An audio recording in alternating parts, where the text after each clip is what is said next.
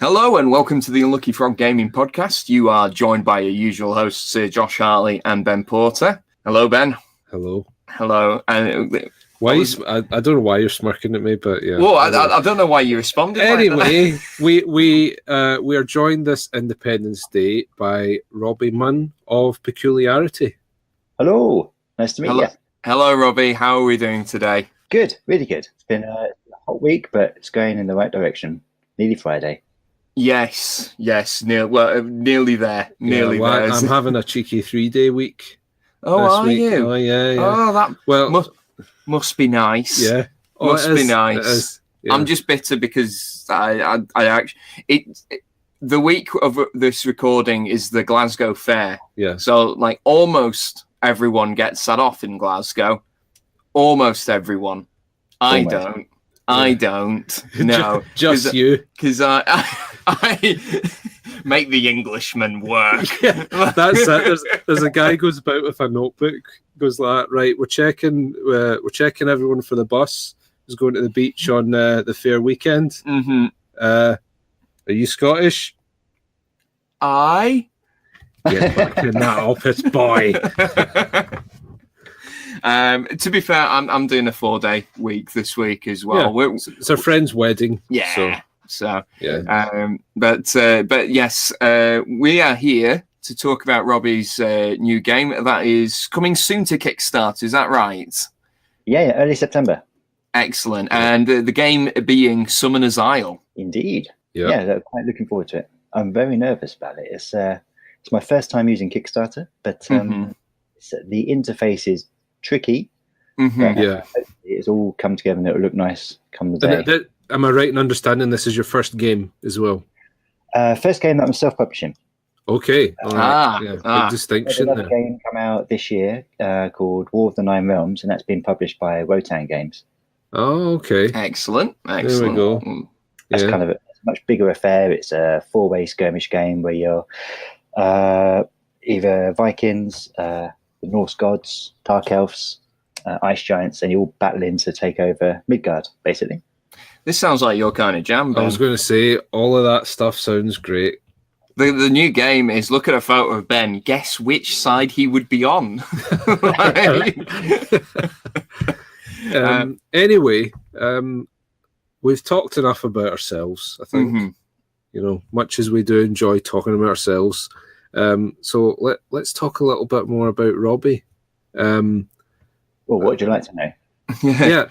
Well, we were wondering. I mean, obviously, this is your first game that you're self-publishing. You've worked on other games as well. What have been your major influences then as a game designer?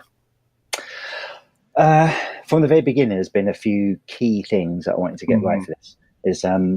First of all, it's my first game that I'm going to try and self-publish. So I didn't want to go too big, too ambitious. Yeah. I wanted to make a nice, neat, compact game. And that got me thinking of compact games, and I wanted to make a strategy game that you could stick in your bag and take around with you. So it's like thinking about board size, box size, and all those components were very early on in the thought process. Mm-hmm. And it got me thinking about strategy games and maps, because I really like old maps. And I started just researching maps, and I found lots of references to this island called Thule, which is a mythical place, really, akin to Atlantis. Mm-hmm. And no one really knows where it was. Some people think it was the Mediterranean. Some people think it was up north. It apparently had a very squishy land with green trees, with purple fruits, and people had 3 legs. It was very bizarre. Sounds lovely. Yeah. That's 5.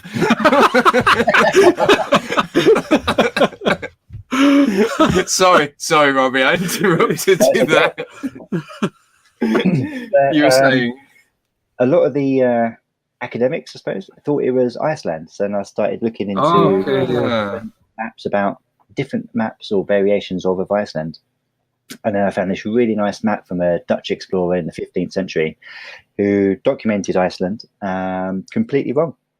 And it was a beautiful map. So I thought, I'll base my island on that. And then kept the Thule name within the lore of the game. Yeah. And then went from there. His failure is your success. Yeah, exactly. Do you know what? Now you pointed out, though, because I didn't even think of that when we were playing the game. Yeah, the map is kind of shaped a bit like Iceland, like a very loosely. Yeah, Wished. Yes, like the wrong way round. One of the things that I remember hearing about Viking maps was that, you know, as Scandinavia was the center of the world. Of course. Yeah. Of course. Yeah. So the orientation of a lot of their maps is totally different. So you actually, if you spin it around, you would have Ireland up above Great Britain. Oh right, so they didn't orientate it by north. So if you imagine the map for Summoner's Isle is kind of like Iceland the wrong way round. Maybe. Yeah. But I mean, you obviously talked a lot there about your research into maps. One of the things we were really impressed with the version of the game that we got to try was the art direction and the art style as well. So what brought that about? Well, I suppose it was a very slow process. The map started off quite stylistic, and it was very abstract.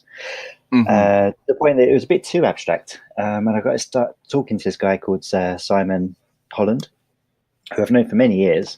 He's actually an animator by trade. He does really nice acrylic work as well. And I saw some of his shows, and I thought, I wonder if he'd be interested in helping with this game. And we started small, so he actually designed all the creature tokens first, the worms, the trolls, and the sprites. And then he did the artwork for the box. And about 6 months later, we talked about the map a bit more, and we thought we wanted to develop it a little bit more, make it more realistic, because originally, as I said, it was very stylistic and abstract. So just by working with him in close proximity, constant back and forths between us, he'd have his ideas, and some we kept in, and some of my ideas we kept in, and sort of worked it out between us, really. Yeah. The thing that because we were talking about the art style just before we came on the show, and you mentioned the box art there, which I love, by the way. But there's the dragon on the front. It looks very distinct from your typical dragon. I actually felt it had a bit of a Celtic vibe to it, you know, with the antlers. Oh yeah. It's because that's one of the worms, and there's as you say, there's 4 different type of worms in the game, and this would be the earthworm. No, the forest worm. Sorry. Yeah. It basically not to be confused with an earthworm, which you will find in your garden. Can you imagine if you're a summoner and you accidentally summon an earthworm? But shit. No, not again. But yeah, no, we were loving the sort of Celtic influence to the art direction, and I think more beasts should just have antlers. Maybe that's what was pulling Father Christmas's sleigh the entire time. It's more realistic than flying reindeer. Well, let's face it, reindeer don't even have wings. It's quite interesting you say that, because like a lot of the ideas we have about Father Christmas are actually taken from Odin. Yeah.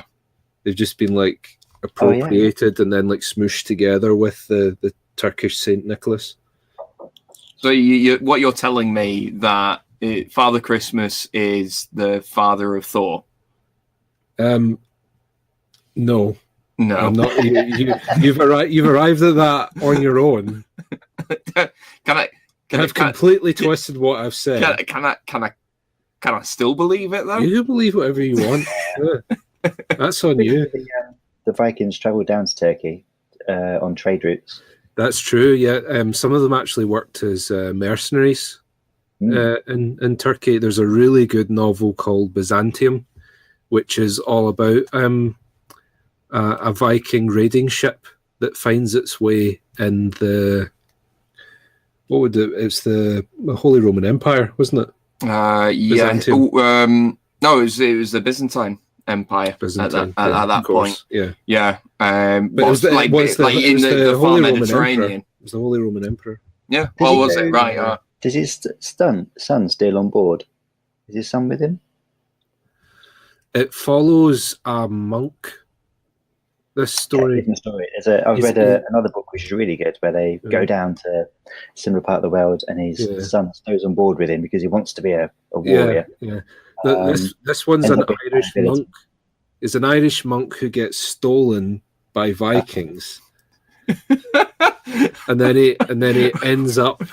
This monastery didn't have any gold in it. I'll just steal the monks. They will do. What are we going to do with monks? I don't know. Just load them up. Come on. It's like, we need to cover the expenses for this trip, and those monks will do. Maybe if we shake him hard enough, gold will fall out.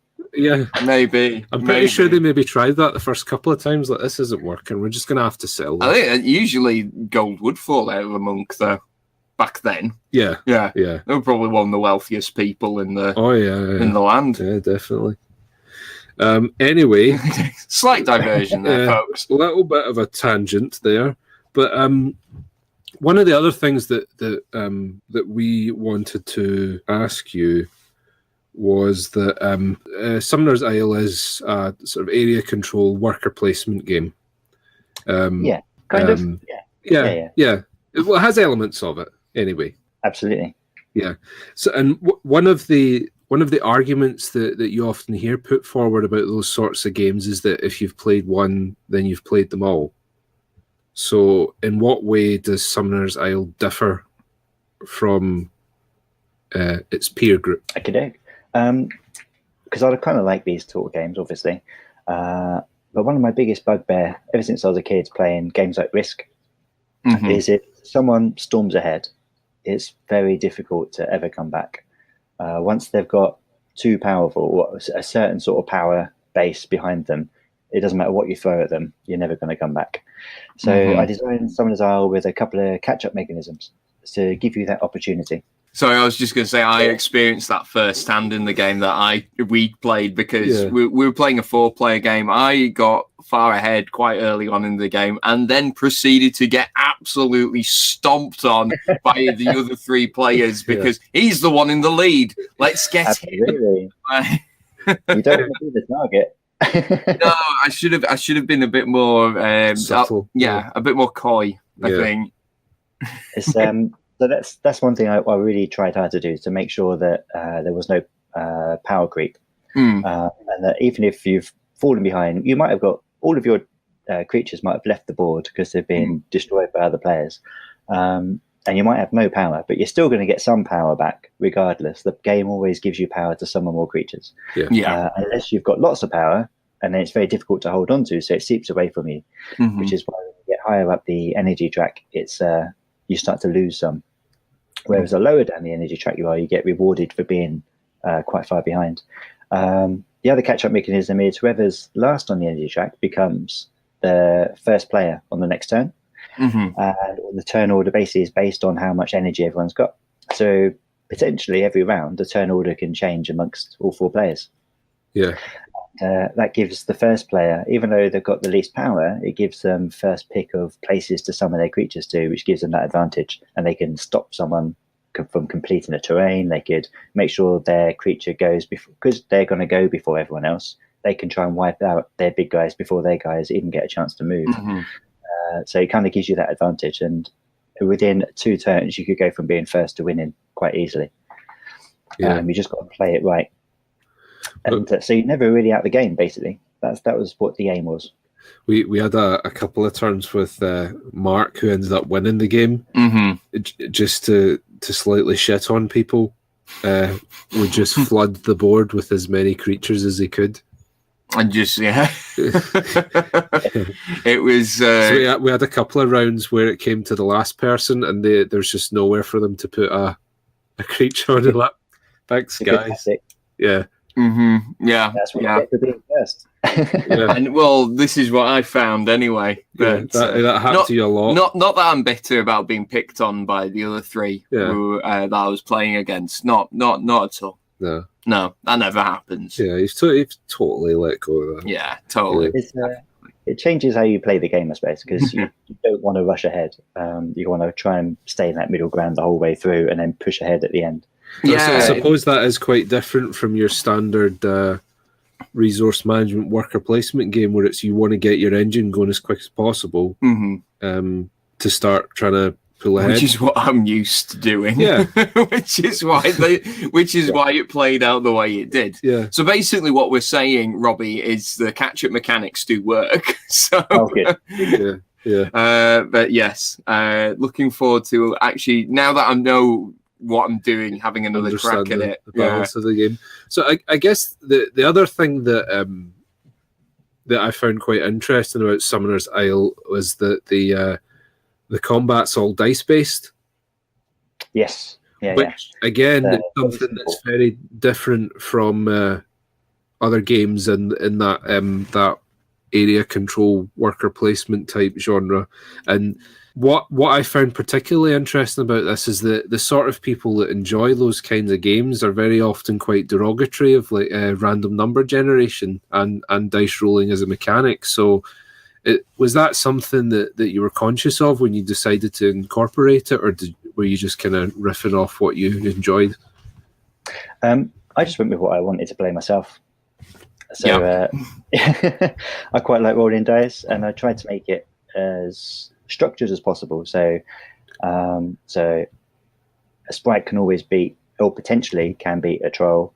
A troll can potentially beat a worm. A worm can destroy everything, and a troll has the option to destroy most things. So you kind of got that middle ground of, well, you've got one creatures that aren't very good, but maybe, just might, if they're lucky, be able to do something with their position. Yeah. And on the other side, your worm comes on the table and or in the land, and then you know some carnage is going to happen because they can. It's very rare that they miss, and if they do miss, you tend to get quite an excited response from the other players. Yeah. Well, this is one of the things that I love about dice in games. Is that you always get? I mean, we're quite big fans of like a lot of the Games Workshop games.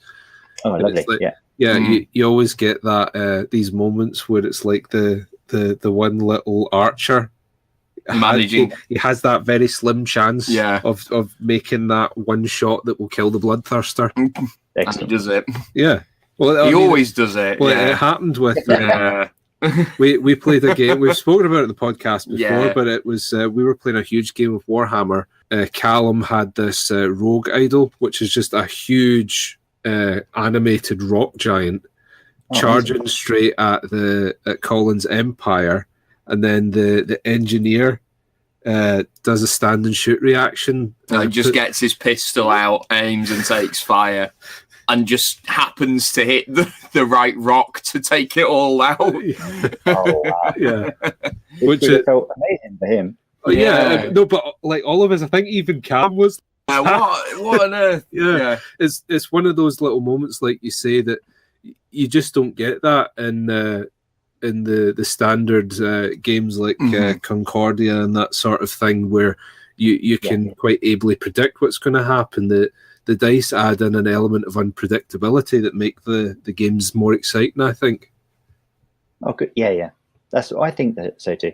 Is you never really know what's going to happen, even if you think everything's stacked in your favour. Something might go against you, and also vice versa, as you just said. There could be a very slim chance of it pulling off, but if it pulls off, it's magnificent. Yeah. Yes. I follow a couple of the software designers for Bungie on Twitter. You know, the guys that they make Halo and Destiny and all that. And I think his name's Josh Hamrick. He now works for Bethesda, who do Fallout and Elder Scrolls and all that. And he thinks that one of the main reasons that eSports have not quite hit the mainstream yet is because of the lack of randomness within them. Oh. Yeah. But you think about it, in football, you have no control over the weather, but it's a factor in your game. That's true. And he reckons that it's because esports at the moment are generally speaking purely skill based. They're very clean games, aren't they? Yeah. Yeah. And very cleanly designed. Yeah. That might be very satisfying for the person who's amazing at Counter-Strike, but for the person playing against them who's not, it's probably not a fun experience. It's probably not a fun thing to watch. Yeah. So, but at the same time, although people will say, you know, about games like Magic the Gathering or Warhammer that, they're all luck-based, at the same time, there's a great amount of skill in being able to respond to things that are beyond your control. Yeah, and it's that making that spur of the moment decision where, okay, well, what I was going to do cannot happen now. What do I do with what's left? Yeah, and that's reflective of life. Yeah, there's so it's true though, isn't it? There's so much stuff beyond our control. And the people that make the best of what they've got, it's because they're able to respond skillfully to things beyond their control. We're getting deep for podcasts about board games and cards. Yeah, it's true though. It's true. Yeah. So, Robbie, you mentioned earlier the Kickstarter is coming in September. So what I was wondering, we've in case our listeners haven't picked up on it, we were graciously given a copy to have a crack at. What we were wondering though is, are there going to be any changes between now and the Kickstarter happening, or what we're looking at, is this like the finished products more or less? Changes will mainly be aesthetic, just to make the areas more defined, make the map a bit richer, because I think the printing of the one you've got is a bit dark, so I want to sort of enhance that a bit better, so the different areas are easier to see on the board, especially on a 4-player game where you've got tokens everywhere, creatures all over. You want to be able to know what territories they're in, so I just got to define those and make those a bit clearer. Working with different publishers as well, so hopefully the general quality of everything will go up. But fundamentally the game is pretty much as is. Nothing major is changing, just little tweaks to make it better. Sure. Cool. And one of the things you mentioned earlier was about the game being quite compact. Yes. Was that something of a conscious design decision that you made? Yeah, very much so. I tend to play in various different groups. We go around people's houses and stuff, and sometimes you don't want to take this massive box with you. So you just go for whatever's easier to chuck in your backpack. Or if you go on a holiday, you don't want to take, again, a great big huge box with you just to play a game of an afternoon. You want to go for those smaller box builds. And I don't think there's many small box strategy combat style games, which is what I was trying to get at. So hopefully I've filled that little niche. And off the top of my head, maybe Battleship. I mean, that's probably but that's probably like not like joking. You get those tiny epic games, which are obviously small and but nothing quite like this at the moment. Yeah, not as frustrating when you open it up. And all the pieces fall out. Battleship. Yeah, I can't get it. It's like, when you open a packet of crisps. Yeah, and it just flies everywhere. Yeah. But no, it's a very good point though, because we've had this with gaming sessions. We were playing Gloomhaven the other weekend, and we go to Kevin's because because it would be unfair to have him travel from one side of the city to the other with a box that I genuinely would fear for his health. It weighs a child, basically. Isn't it? Yeah, it's humongous. Huge. Yeah, it's humongous. And the thing is that in a given session, you're not using most of the stuff that's in the box as well, because it's all scenario driven, right? So it's like, you've got the book and it says you use this and that, but it's a fair point about the compact game. But I suppose the other thing is that you'd mentioned earlier about you do have some other ideas and things, and I guess one of the quandary that every designer or developer, whatever you want to describe yourself as, has when they go onto Kickstarter is, do you play the conservative game and win the trust of the backers, or do you go in big and ambitious with a higher risk? It's a gamble. Yeah. Me personally, I wanted to do something which I thought I could achieve. That's why I set all my goals. So small box, so easy to postage. The postage levels are lower. The components are relatively straightforward to make, so no extortionate manufacturing costs. Just keeping things, not saying it's a simple game, but trying to keep the streamlined. The structure of it quite simple, so that it's achievable. I didn't want to offer the world and then not be able to actually deliver on it, because then that's me dead in the water. You're no one's going to back one of your products again if you can't deliver what you're saying you're going to deliver. So if this is successful, then there's many other games in the background which are bigger, require a bit more time to develop, and then maybe that's when I'll probably take a game like that to Kickstarter. Excellent. We're looking forward to seeing some of those that you've got knocking around in your head at the moment. Just before we wrap up, what games are you playing at the moment then? Quite enjoying Ghostbusters 2 at the moment. Oh, do you know, I haven't even tried the first one, let alone the second one. It's not easy. Ghostbusters is great. It's a very unforgiving game. It's what's nice is each scenario's got a few levels involved, and it doesn't matter whether you win or lose each level building up to the main big bad. It's just how much experience you gain along the way. So if you manage to complete a level, that's great. You get extra experience to hopefully buy more goodies along the way for the next mission. So you're more likely to beat the big bad. But it doesn't stop you playing. It just makes it harder, and it is a hard game. It's a bit like the Dungeons and Dragon games, the Castle Ravenloft and the sort of RPG light games that they do, but they're not easy. They don't make life easy for you at all. To be fair, I don't think being a Ghostbuster would be an easy job, so it's probably somewhat realistic. No, I think that the film with Bill Murray and all that was quite an inaccurate representation of what the day-to-day life of a Ghostbuster would really be like. Well, what do you think it would be like? I think it'd be a lot harder, a lot scarier, a lot more counselling. Yeah, counselling. To be fair, right, I wouldn't be surprised if they all needed counselling after the events of the films. Yeah, I mean, like that whole scene where Dan Aykroyd is sexually assaulted by a ghost. I mean, that's horrible. It's not that's that horrifying. Funny. Yeah, horrifying. I've managed to wipe that from my memory. Yeah, there we are. Think about that. No joke. I always thought they should do a British version of the Ghostbusters, which is a bit just a bit rubbish.